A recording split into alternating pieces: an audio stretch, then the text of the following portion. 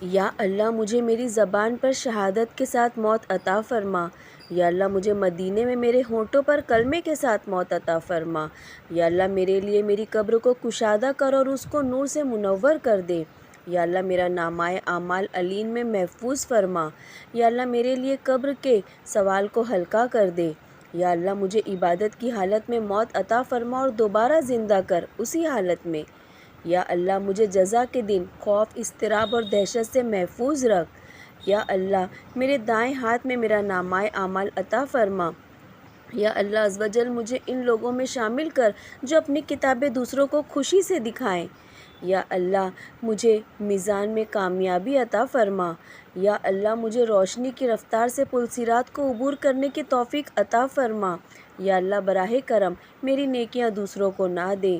یا اللہ مجھے جنت میں میرے گھر والوں کا ساتھ نصیب فرما۔ یا اللہ میرے عیب گناہوں کو قیامت کے دن دوسروں کے سامنے نہ ظاہر کرنا۔ یا اللہ ان گناہوں کو معاف فرما جو مجھے یاد ہی نہیں، اور وہ گناہ جن کو میں نے گناہ سمجھا ہی نہیں یہاں تک کہ وہ گناہوں میں شمار ہوتے رہے۔ یا اللہ مجھے قلب سلیم عطا فرما۔ یا اللہ میرے دل کو بغض، حسد، نفرت، خود پسندی، دکھاوے سے پاک کر دے۔ یا اللہ مجھے دوسروں کی خطائیں معاف کرنے کی توفیق عطا فرما اور دوسروں کو ایسا بنا کہ وہ میری خطائیں معاف کر دے۔ اے اللہ مجھے نرم کلامی عطا فرما، میری زبان کو جھوٹ، غیبت سے بچا اور دوسروں کو تکلیف دینے سے بچا۔ یا اللہ مجھے صبر جمیل عطا فرما۔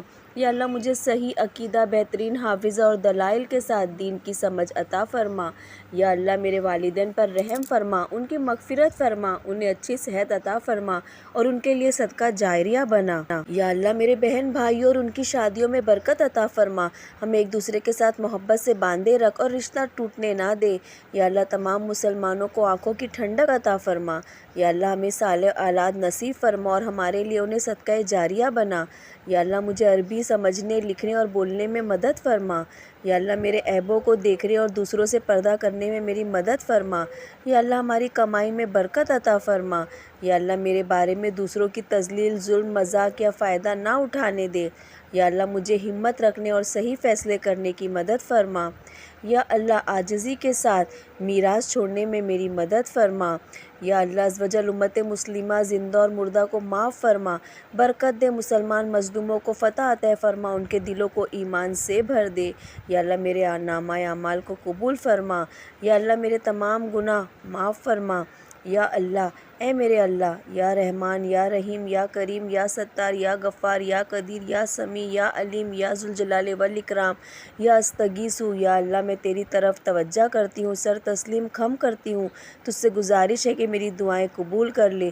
یا اللہ میرے گناہوں کو معاف فرما، ایک مکمل بخشش جس کا کوئی نشان باقی نہ رہے۔ یا اللہ اپنے احکام کی میری خطاؤں اور حقوق العباد کی خلاف ورزیوں کو معاف فرما۔ یا اللہ مجھے میری کوتاہیوں پر فتح عطا فرما۔ یا اللہ میری اصلاح اور ترقی فرما۔ یا اللہ میری دعائیں، عبادات اور اعمال کو قبول فرما۔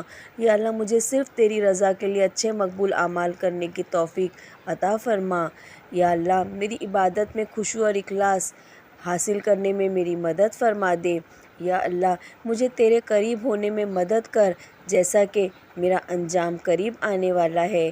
یا اللہ عز و جل مجھے اپنے نبی حضور صلی اللہ علیہ وسلم، اپنے دین، اپنے قرآن سے محبت کروا جس طرح سے یہ پیار کرنے کا مستحق ہے۔